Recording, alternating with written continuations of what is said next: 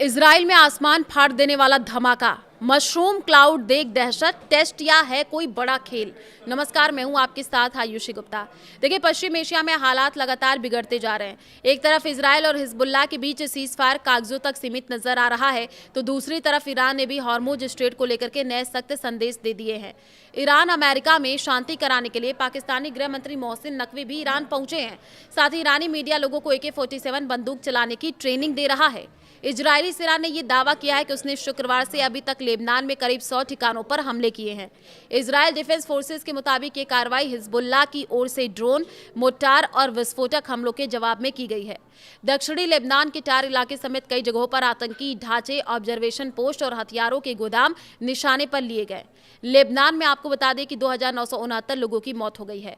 हालांकि अमेरिका की पहल पर इजरायल और लेबनान के बीच 45 दिनों के लिए सीज फायर बढ़ाया गया है, लेकिन जमीनी हकीकत अलग दिख रही है। हिजबुल्लाह लगातार इजरायली सैनिकों पर ड्रोन हमलों के वीडियो जारी कर रहा है, जिससे तनाव कम होने के बजाय और बढ़ रहा है।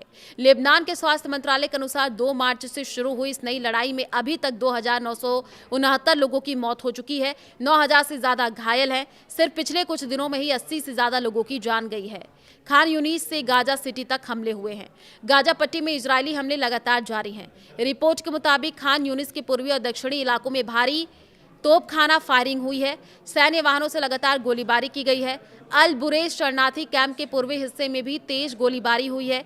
स्थानीय लोगों में डर का माहौल बना हुआ है। गाजा सिटी में इजरायली नौसेना के जहाजों में तट और फायरिंग की गई है। यरूशलेम के पास जोरदार धमाका हुआ है।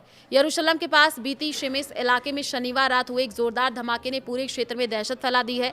धमाका एक टेस्टिंग ग्राउंड पर हुआ है, जो इजरायल की सरकारी रक्षा कंपनी से जुड़ा बताया जा रहा है।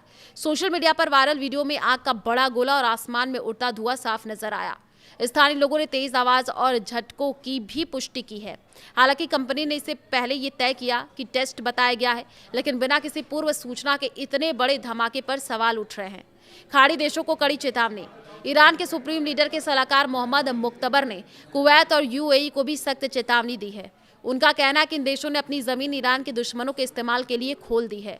मुखबर ने कहा, ईरान ने अभी तक संयम दिखाया है, लेकिन यह हमेशा नहीं चलेगा। उन्होंने ये भी दावा किया है कि हालिया हमलों में ईरान ने पूरी ताकत का इस्तेमाल नहीं किया था और आगे हालात बदल सकते हैं। अमेरिका की सख्ती भी जारी। उधर US सेंट्रल कमांड ने बताया कि हॉर्मुज स्ट्रेट में चल रही नाकेबंदी के चलते अभी तक 78 जहाजों को वापस लौटाया जा चुका है। ये कदम ईरान पर दबाव बनाने की रणनीति का हिस्सा माना जा रहा है। हॉर्मुज से गुजरने वाले जहाजों के लिए नया सिस्टम लागू करेगा